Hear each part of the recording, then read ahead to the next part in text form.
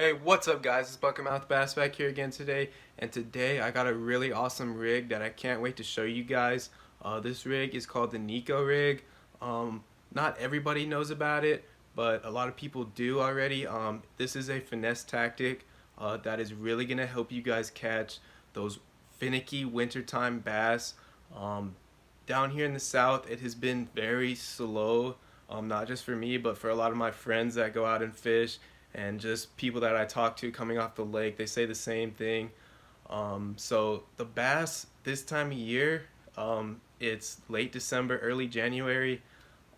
They're really shut down right now. Their feeding times are tiny right now. They do not want to eat a lot. You got to put something right in their face that they just cannot resist for them to bite it, guys. So I'm going to sit down. I'm going to show you guys how to rig this, and then I'm going to take it out to a pond and show you guys how to fish it and exactly what you need to do to catch these finicky bass, guys. So please stick around. And also guys, keep in mind this rig is a year-round rig, so you can use it any time of the year and it will still work.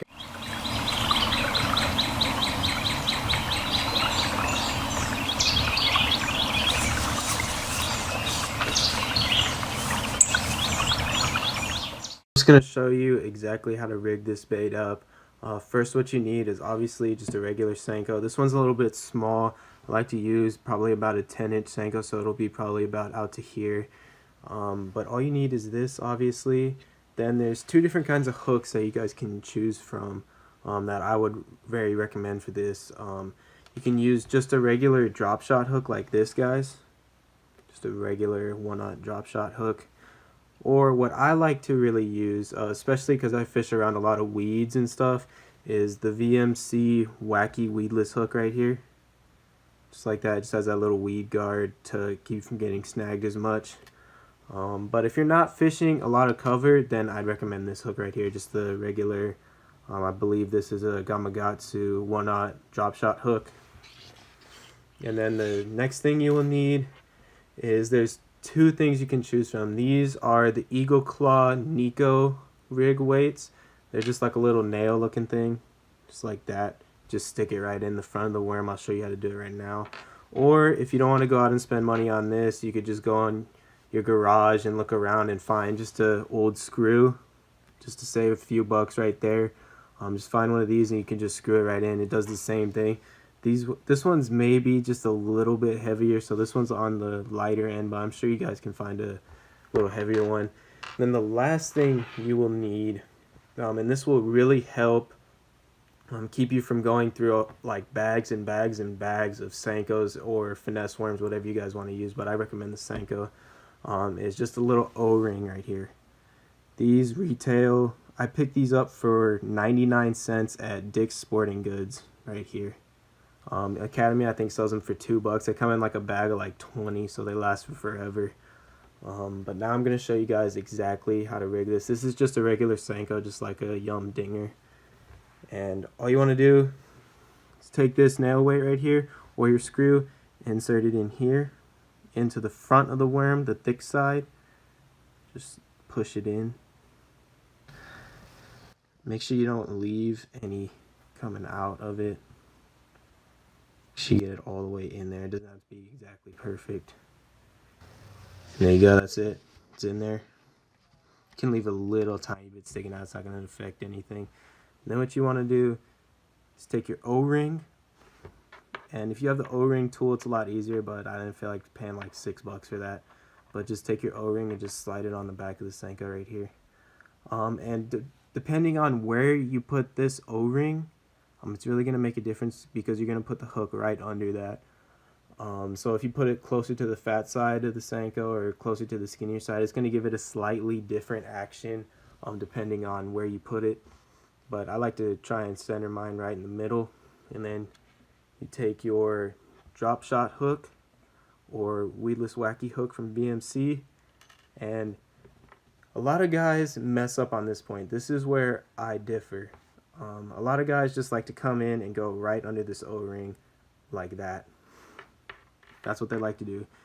Look right parallel with the worm. That's it.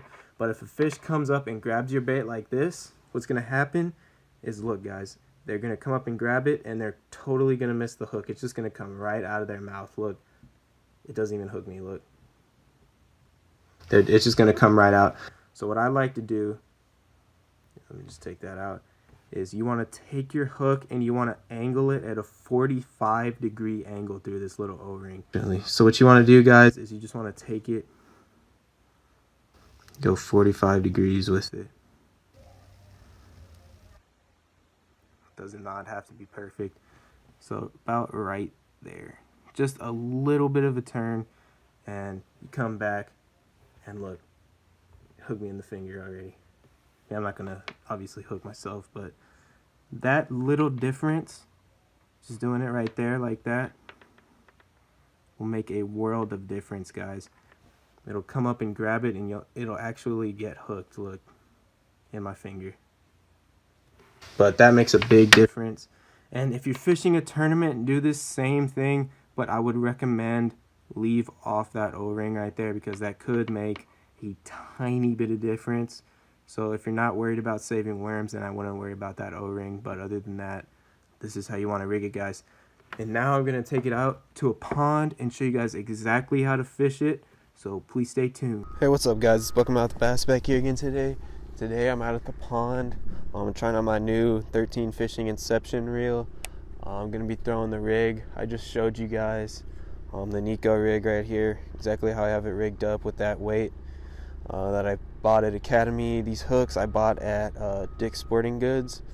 And the O-ring I bought there too. And this worm is a fishing care package worm that I got a while back. So I'm just going to fish it through this cover and see if I can get you guys something. Hopefully my camera doesn't die because it's kind of low on battery, but see if I can get y'all something here. This is a great wintertime finesse tactic, guys. Great for those finicky wintertime bass. It's been real slow everywhere lately, especially here in South Texas. It's been hard to catch them. Just work it. What you want to do is you just want to let it sink down, and you just want to take your rod tip and just drag that across the bottom and just slowly twitch it. You see how I'm doing this? I don't know if you guys can see this.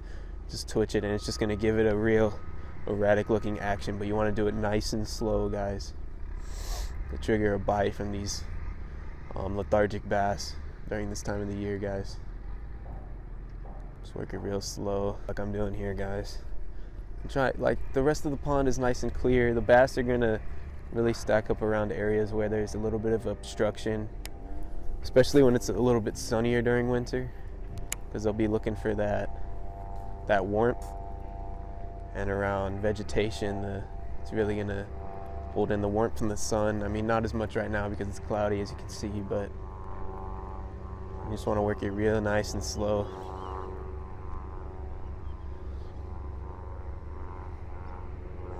And what I'm using for this is I'm using my Inception reel that I did an unboxing of in one of my latest videos, and it's an 8:1 gear ratio, so it's pretty fast, so you want to really slow it down.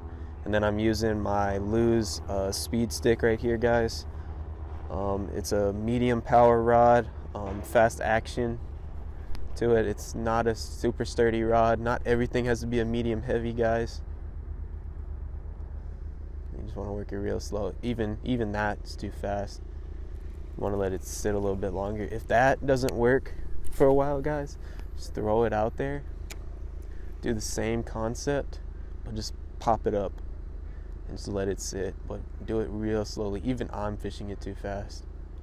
Just pop it up, let it sink. And this will trigger a bite, guys. I mean, this is a great wintertime finesse rig. And you want a real easy tip right here, guys. You see this tip? See this tip? It's not very stiff at all. You want to really feel what's going on, especially with your bait. Just work it real slow. You can just drag it and twitch it a little bit as you drag it, and then let it sit and let it go back down, and then just twitch it up a couple times. See if that triggers a bite. just the biggest thing in wintertime fishing is moving around. I'm just trying to show you guys what to do right here. So just make sure you move around, whether you're at a lake or a pond. Just move around to different spots that you think would produce. Like right now, I don't want to fish over there, as you can see, because it's really, there's not a lot of obstruction or anything. And my camera turned off, I didn't even notice, and I literally just caught this freaking toad right here. I'm guessing he's about 3 pounds, guys. Check him out, look. On my new bait casting setup, reel performed great, guys. Couldn't have asked for a better performance out of this thing. I'm really happy with this, the Neko Rig, a finesse technique. I just got this guy. So thanks for watching, guys, and please go below and drop a like and subscribe. And I'm sorry I couldn't get that on video, man. I was super freaking excited. Check that guy out. He's at least a 3-pounder, guys. That's awesome. You guys go check him out. Good sized fish. Let's just walk up to the edge here. There we go. There he goes. Thanks for watching, guys. Alright guys, that's going to wrap it up for today. Thanks again for watching. Please go below and drop a like and subscribe, please. It really helps me out. But go try that Neko Rig at your local body of water, and I promise you, when nothing else works, you'll probably get a few bites on that. Just fish it how I was telling you, especially for winter time, and it'll work, guys. But thanks again for watching.